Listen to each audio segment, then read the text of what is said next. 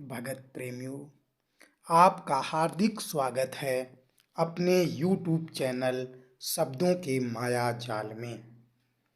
भगत प्रेमियों, सत्संग पूरा सुनें ताकि आप सभी प्रश्नों को समझ सकें, सभी प्रश्नों के शंका समाधान हो सकें। आज के प्रश्न इस प्रकार हैं। सार शब्द कैसे प्राप्त होता है? शब्द और निशब्द में क्या अनुभव में अंतर है? तीसरा प्रश्न है, देही गुरु और विदेही गुरु में क्या अंतर है? अगला प्रश्न है, कृत्रिम शब्द और विदेह शब्द में क्या अंतर है?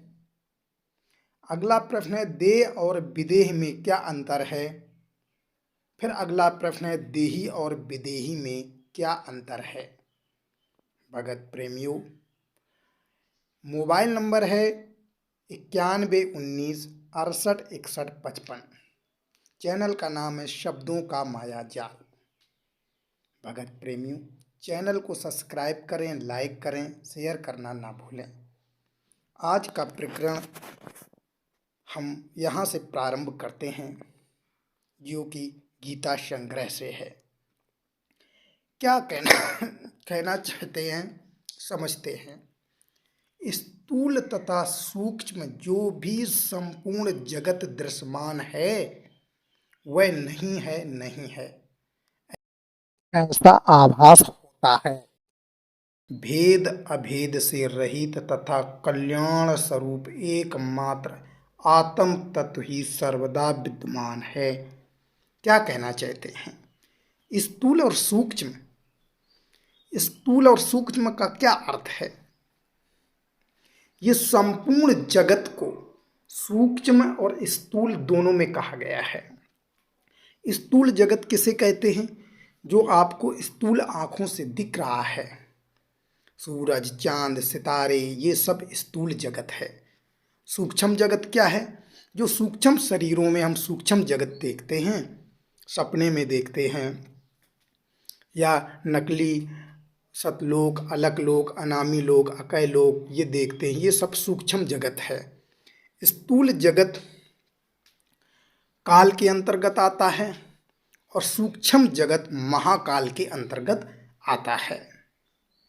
कबीर साहब की एक सुंदर वाणी है, चलत चक्की देख के दीना कबीरा रोए, दो पाठन के बीच में साबित बचा न कोए। भगत प्रेमियों, ये दो पाठ कौन से हैं? ये स्थूल जगत और सूक्ष्म जगत के दो पाठ हैं। ये संपूर्ण जगत जो है स्थूल और सूक्ष्म में है। कबीर साहब की वाणी है, चलत चक्की देखकर दीना कबीरा रोए, दो पाठन के बीच में साबित बचा न कोई। ये दो पाठ हैं स्थूल जगत और सूक्ष्म जगत में, इसमें कोई भी साबित नहीं बचा है। कबीर साहब कहते हैं, मोटी माया सब तजें, झीनी तजी न जाए, पीर पैगंबर ओलिया, झीनी माया सबको खाए। ये मोटी माया तो स्थूल जगत है और झीनी माया सूक्ष्म जगत है, जिससे अच्छे अच्छे संत नहीं बचे। कबीर साहब की सुंदर वाणी है। तो इससे आपको कैसे बचना है, अब इसका उपाय ढूंढते हैं।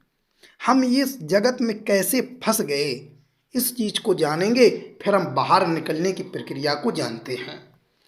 तो वाणी क्या कहती है, ध्यान से समझना है। स्थूल जगत जो है ना, स्थूल तथा सूक्ष्म जो भी संपूर्ण जगत दृश्यमान है वह नहीं है ऐसा आपको प्रतीत होता है। भेद अभेद से रहित तथा कल्याण स्वरूप एकमात्र आत्म तत्व ही सर्वदा विद्यमान है।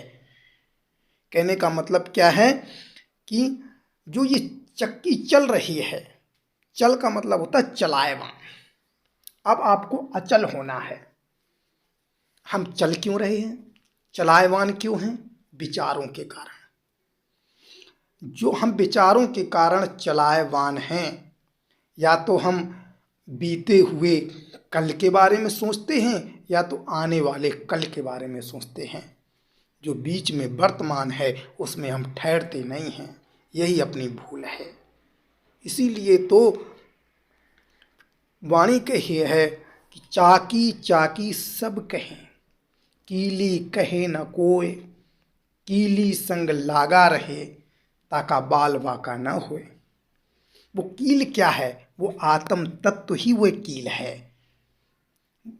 उस आत्म तत्व जो कील है, जो अचल है, उसी में संपूर्ण जगत जगत उस धुरी में घूम रहा है। वो धुरी क्या है? वो आत्म तत्व है, वो मध्य की अवस्था है। इसीलिए तो उसे कहा है ओम सुवम मध्य राम रंग होरी हो, हद बेहद के मध्य राम रंग होरी हो। ये हद और बेहद क्या है? हद तो स्थूल जगत है और बेहद सूक्ष्म जगत है। इसके मध्य में वो कील है, आत्म तत्व है। चाकी चाकी सब कहें, कीली कहे न कोय, कीली संग जो लागा रहे, बाल बाका ना होए। बहुत सुंदर तरीके से समझाया गया है कबीर साहब के माध्यम से। अब हम आगे बढ़ते हैं।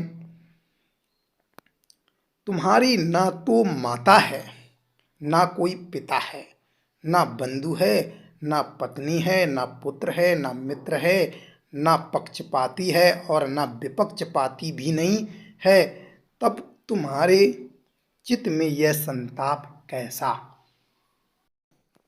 यही तो श्री कृष्ण ने अर्जुन से कहा, चाचा दादा फूफा नाना जितने भी खड़े हैं ये सब के सब आपके नहीं हैं। श्री कृष्ण ने अर्जुन को बहुत समझाया, बहुत समझाया। समझाने पर फिर बड़ी देर में यही तो श्री कृष्ण ने अर्जुन से कहा कि जो जितने भी ये सब खड़े हैं ये सब आपके नहीं हैं। आप क्यों शोक करते हैं? अपने कर्तव्य का पालन करो। तुम आत्म स्वरूप हो। जैसे घट का नाश हो जाने पर घट के भीतर का आकाश महाआकाश में विलीन हो जाता है, उसी प्रकार से देह का नाश हो जाने पर जीवन मुक्त योगी परमात्मा के स्वरूप में विलीन हो जाता है। जैसे कि एक घड़ा होता है, घड़े में आपको आकाश प्रतीत होता है। अगर घड़ा फोड़ देने पर वो आकाश जो वहाँ प्रतीत हो रहा है वो भी खत्म हो जाता है। कैसे? इस ग्राफ से समझते हैं। परमात्मा बिंब की तरह है। बिंब किसका होता? बिंब अब आप समझ रहे हो, बिंब तो कोई वस्तु है, परमात्मा तो का कोई आकार नहीं, वो तो शब्द स्वरूप है, कोई आकार ही नहीं है। फिर बिंब कैसा? इसके बारे में मैं आगे बताऊंगा भगत प्रेमियों। और ये जगत आभासी प्रतिबिंब है। किसका आभासी प्रतिबिंब है? आत्मा का। आत्मा वास्तविक प्रतिबिंब है। आत्मा किसका वास्तविक प्रतिबिंब है? परमात्मा का। परमात्मा का वास्तविक प्रतिबिंब आत्मा है और आत्मा का आभासी प्रतिबिंब जगत है। भगत प्रेमियों, उसको बड़े ध्यान से समझना है। जो विज्ञान को अच्छी तरीके से समझते हैं वो इस ग्राफ को समझ रहे हैं कि हम क्या कहना चाहते हैं। आगे चल करके आपको थ्योरिकल समझाते हैं क्या कहना चाहते हैं। जैसे राजस्थान में क्योंकि काफ़ी रेगिस्तान है, तो ऐसे में जब रेगिस्तान को गर्मी के मौसम में हिरण को प्यास लगती है तो सूर्य की रोशनी के चलते उसे चमकीला रेत पानी की तरह नजर आता है। उसके पास जाता है लेकिन उसे पानी नहीं मिलता है और वह ऐसे ही चलता चला जाता है। हिरण को संस्कृत में मृग कहते हैं और मरीचिका को दृष्टि भ्रम कहा जाता है। तुम जैसा जगत को स्वीकार कर लोगे वैसा ही हो जाता है। यह जगत तुम्हारी स्वीकृत से निर्मित है। यह जगत तुम्हारी दृष्टि का फैलाव है। जैसा कि आपको मैं बताऊंगा, यहाँ पर बहुत अच्छा प्रकरण दिया हुआ है। एक शिष्य ने अपने गुरुदेव से शंका समाधान किया कि जो निरूप होता है, निरूप निरूप का मतलब समझते हो, जिसका कोई रूप नहीं है, उसका प्रतिबिंब कैसे बनता है। जैसे कि परमात्मा का कोई रूप नहीं है, फिर परमात्मा का प्रतिबिंब, वास्तविक प्रतिबिंब आत्मा कैसे बन सकता है, और आत्मा का आभासी प्रतिबिंब जगत कैसे बन सकता है। तो यहाँ पर आप समझते हैं थोड़ा। हे प्रभु, यह बात तो समझ में आ गई कि निरूप मतलब जिसका कोई रूप नहीं है, निरूप का भी प्रतिबिंब पड़ सकता है, किंतु जिसमें प्रतिबिंब पड़ता है उसका तो कोई ना कोई रूप होता है, परंतु बुद्धि का कोई स्वरूप ही नहीं है। तो फिर निरूप बुद्धि, निरूप चेतन का प्रतिबिंब कैसे पड़ सकता है। तो गुरुदेव ने उत्तर दिया, इस बात को समझने के लिए पहले यह समझो कि प्रतिबिंब किसको कहते हैं। प्रतिबिंब एक प्रकार की प्रतिक्रिया होती है, और यह नियम है कि जैसी क्रिया होती है वैसी ही प्रतिक्रिया हुआ करती है, अर्थात जैसा बिंब होता है वैसा ही प्रतिबिंब पड़ता है।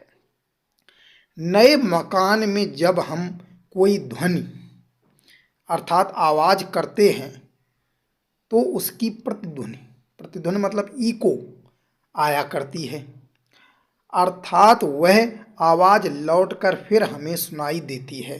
वह प्रतिध्वनि एक प्रकार का शब्द का प्रतिबिंब है। अब यहाँ पर विचार करो कि जो इको है ना, इको, उसका भी तो कोई रूप नहीं है, आवाज़ का कोई रूप नहीं है। सब उसी प्रकार से परमात्मा शब्द स्वरूप है, उसका भी कोई आकार नहीं है, फिर भी उसका प्रतिबिंब पड़ता है। जिस प्रकार से एक ध्वनि जो है, आवाज़ है, उसका प्रतिध्वनि आया करता है, प्रतिध्वनि आया करता है, उसी प्रकार से है। और वह प्रतिबिंब आकाश में पड़ा करता है, क्योंकि प्रतिध्वनि आकाश का गुण माना गया है। अब जैसे निरूप शब्द का निरूप आकाश में प्रतिबिंब पड़ता है, उसी प्रकार निरूप चेतन का निरूप बुद्धि में भी प्रतिबिंब पड़ा करता है। इस प्रकार है शिष्य को इस प्रकार से गुरुदेव ने समझाया। भगत प्रेमियों, आप इसको अच्छी तरीके से व्याख्यान कर देते हैं। जैसे कि एक पक्का मकान बना हुआ है, आप मकान के बाहर खड़े होकर के तेजी से चिल्ला रहे हैं, चीख रहे हैं, जो ध्वनि जा रही है उसका कोई भी रूप आकार नहीं है, वो निरूप है, फिर भी उसका प्रतिध्वनि बन रहा है। प्रतिध्वनि का मतलब एक आभासी प्रतिबिंब। उसी प्रकार से परमात्मा का जो वास्तविक प्रतिबिंब है वह आत्मा है, वास्तविक प्रतिबिंब है, और आत्मा का आभासी प्रतिबिंब जगत है। जगत आपको सिर्फ आभास हो रहा है, जगत है नहीं, जगत है नहीं, जगत आभास हो रहा है। इस चित्र को जो सही से जानते हैं, समझते हैं, वो इस बात को जान रहे होंगे कि आभासी प्रतिबिंब जो होता है वो ओनली आभास होता है, लेकिन होता नहीं है, होता नहीं है भगत प्रेमियों। उसी प्रकार से एक वाणी है, चलो चलो चलियो जी, रहना नहीं देश बिगाना। ये देश बिगाना है, ये आभासी जगत है, यहाँ कुछ भी अचल नहीं है, सब कुछ नाशवान है। कोस कोस पर चौकी बैठी, गांव गांव में थाना। माता पिता तेरा कुटुंब कबीला,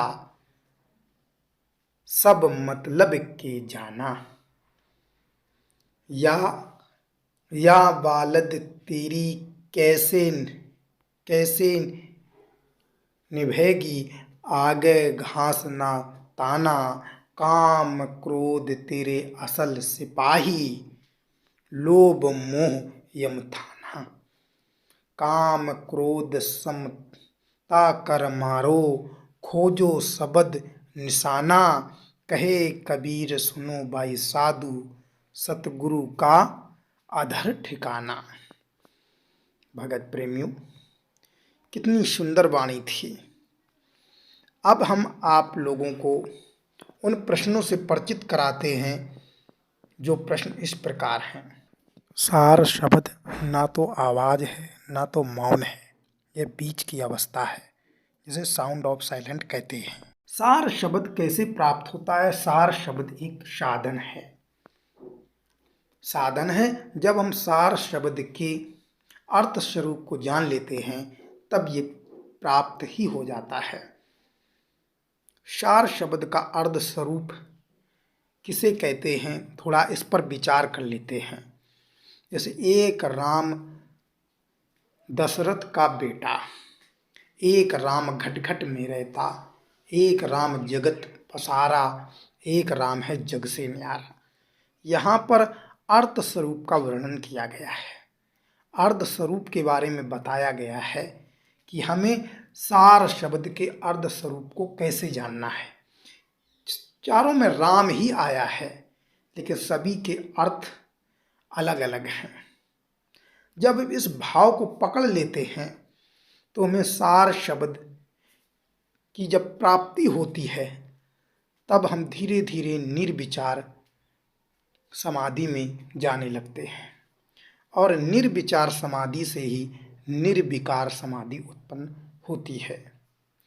बिना निर्विकार हुए हम सार शब्द को प्राप्त नहीं कर सकते हैं।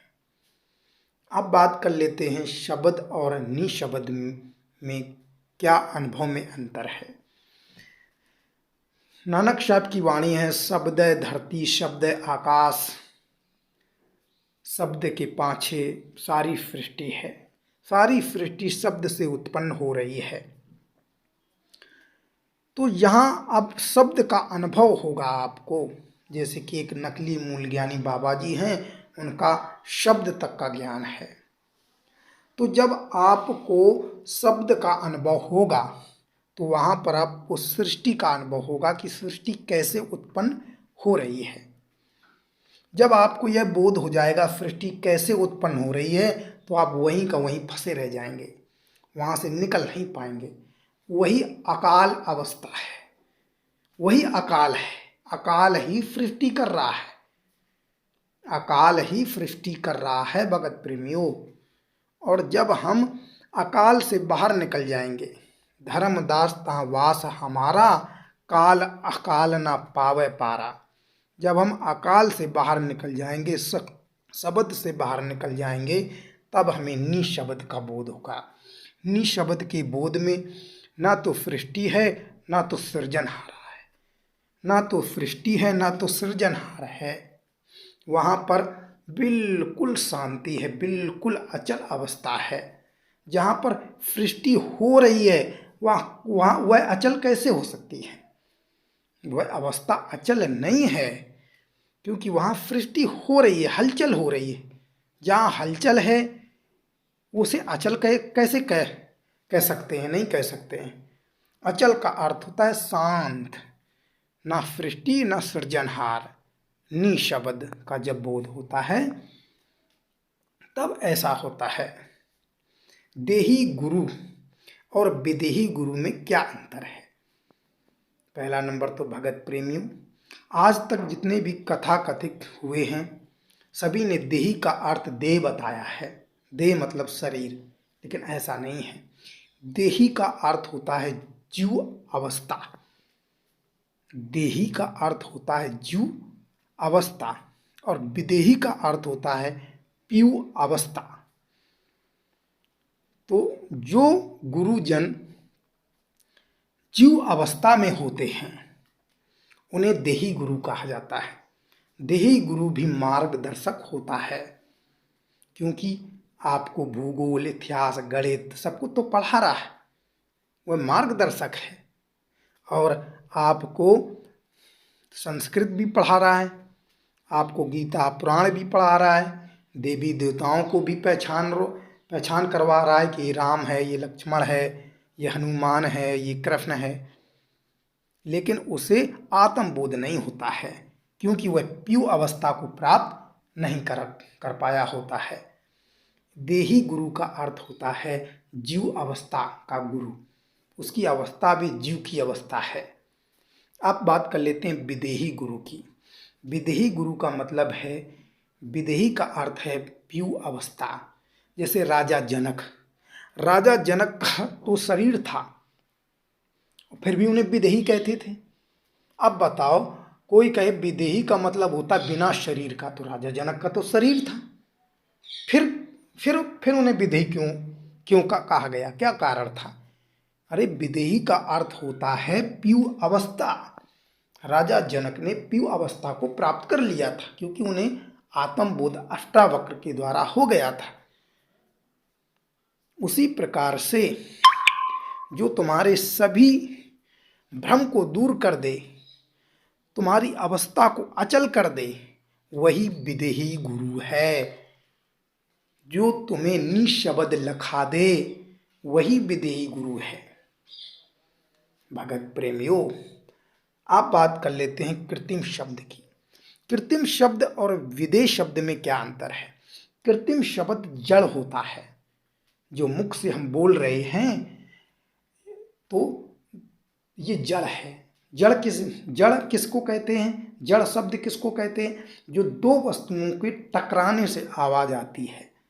जैसे ताली बजाई, दो तालियां आपस में टकरानी तो क्या हुआ? आवाज हुई। तो इसको कहते हैं जड़।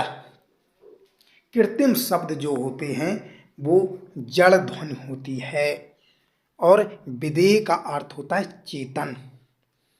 विदेह शब्द, क्योंकि शब्द के आगे विदेह जुड़ा हुआ है, इसीलिए इसे विदेह का अर्थ हो गया है चेतन। ये चेतन शब्द है। कौन सा शब्द है? चेतन शब्द है। अब जब विदेह अकेला लिखा हो, उसके कांटेक्ट में कोई दूसरा शब्द ना हो, तो उसका भाव अलग होगा। विदेह शब्द, विदेह के साथ शब्द जुड़ा हुआ है, इसीलिए विदेह को चेतन कहा गया है। भगत प्रेमियों, अब बात कर लेते हैं देह और विदेह में क्या अंतर है। देह किसे कहते हैं? देह का मतलब होता है जड़। साधु ये मुर्दों का गांव, पीरो मरे हैं पैगंबरों मरे हैं, मर गए जिंदा जोगी। कबीर साहब का सुंदर सी वाणी है। यहाँ से समझते हैं कि जितने भी शरीर हैं सब जड़ हैं, जड़। और विदेह का अर्थ है चेतन। देह और देही माही विदेही दर्शे। इसका अर्थ क्या है? देही मतलब जीव अवस्था में ही पीयू अवस्था है। देही माही विदेही, आपने बहुत सुना होगा देही माही विदेही, लेकिन इसका वास्तविक अर्थ कोई नहीं जानता है। इसका वास्तविक अर्थ क्या है? देही माही विदेही। देही माही विदेही का मतलब है कि जीव अवस्था में पीयू अवस्था छुपा हुआ है। जैसे कमल की कली में कमल का फूल छुपा हुआ है। वो जो कली है ना, उस कली में फूल होने की प्रक्रिया छुपी हुई है। उसी प्रकार से देही मतलब जीव अवस्था में विदेही मतलब पीयू अवस्था होने की प्रक्रिया छुपी हुई है। समझो इसको। देही और विदेही किसे कहते हैं? देही मतलब जीव अवस्था, विदेही मतलब पीयू अवस्था। भगत प्रेमियों, वास्तविक कहा जाए तो अभी भी बहुत ढेर सारे संतों ने देही और देह में अंतर को नहीं समझ पाए। वो देही को भी देह कहते हैं। देह का मतलब होता है शरीर, जो कि जड़ है, और देही का मतलब होता है जीव, आत्मा। और विदेह, विदेह का मतलब क्या होता है? जिसका शरीर ना हो वह विदेह है। लेकिन जब विदेह के साथ में कोई शब्द और जुड़ रहा है तो वो चेतन हो जाता है। जैसे शब्द विदेह, तो कौन सा शब्द हो गया? चेतन शब्द। और जब विदेह हट जाता है तब हो जाता है जड़ शब्द। जड़ शब्द जो होता है वो दो वस्तुओं के टकराने से होता है। और विदेह शब्द मतलब चेतन शब्द जो है, उसकी ध्वनि का है वो निरंतर है, लगातार है। तो समझ रहे होंगे आप क्या हम कहना चाहते हैं। तो देही गुरु और विदेही गुरु, देही का मतलब होता है जीव अवस्था। अभी वो जीव अवस्था में है, तुमको राम कृष्ण इसको पहचान करवा रहा है मूर्तियों से, ये कृष्ण की मूर्ति है, ये राम की मूर्ति है, ठीक है।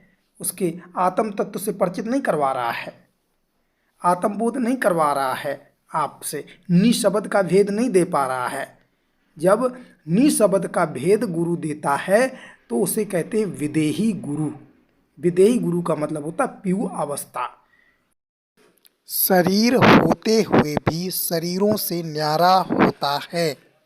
राजा जनक को विदेही कहा गया है, और राजा जनक ने अष्टावक्र से आत्मबोध प्राप्त कर लिया था, इसीलिए उन्हें कहा गया है विदेही गुरु।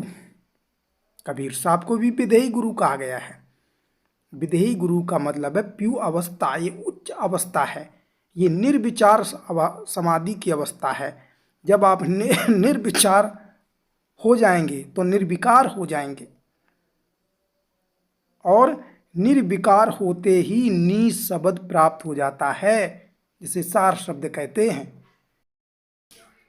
सार नाम के अर्ध स्वरूप को जानते ही आप निशब्द में अचल हो जाएंगे। भगत प्रेमियों, आप इस ग्राफ को सही से समझें। परमात्मा बिंब है।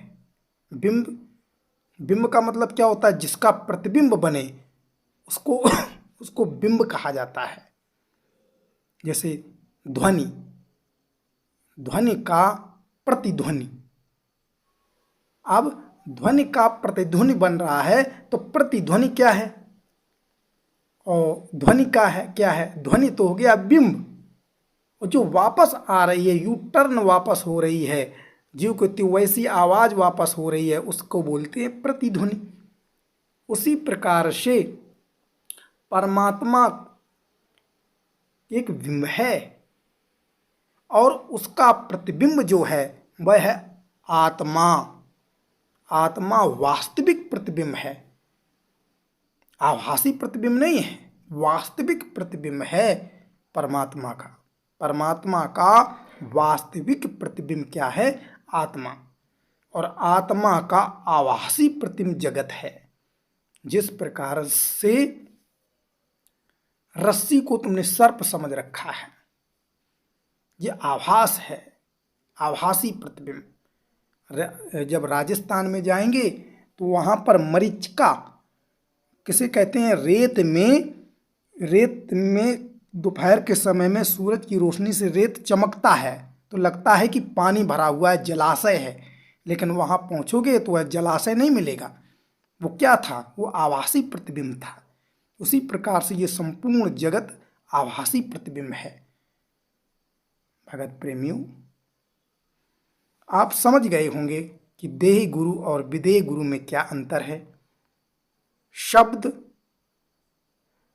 और निशब्द दोनों के अनुभव में क्या अंतर है।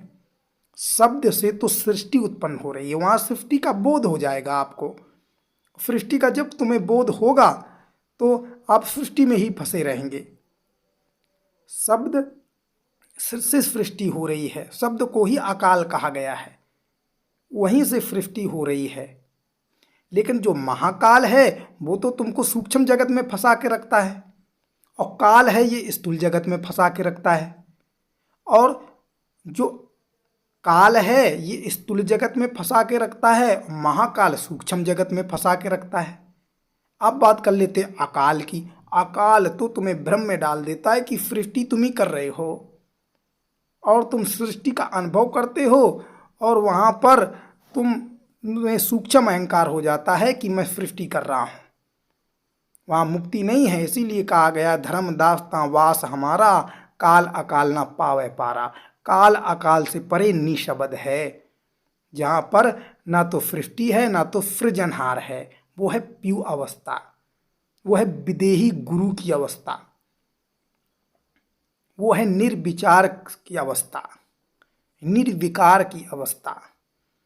उस अवस्था को बीच का सेंटर कहा है संतों ने। हद बेहद के मध्य राम रंग होरी हो, ओम सोहम मध्य राम रंग होरी हो। सुख दुख के मध्य राम रंग होरी हो। कभी इस गहराई को बड़े पॉइंट से समझो कि सुख और दुख के मध्य की अवस्था में ठहर करके देखो, कितना सुकून, कितना आनंद आएगा। इस अवस्था को प्राप्त करके तो देखो। सिर पर ध्यान लगाने से कुछ नहीं होता। सिर पर ध्यान लगाओगे, वह जड़ स्थान है, वह चेतन नहीं है। चेतन पर ध्यान लगाने से ही विधेय ध्यान कहा जाएगा। विधेय ध्यान का अर्थ है चेतन का ध्यान, जिसे निर्विचार कहते हैं। चेतन ही निर्विचार है भगत प्रेमियों। साहिब पंथ की सतनाम भगत प्रेमियों, अपनी वाणी को विराम करते हैं। जो गलतियां हो क्षमा करें। फिर मुलाकात करेंगे अगली वीडियो में।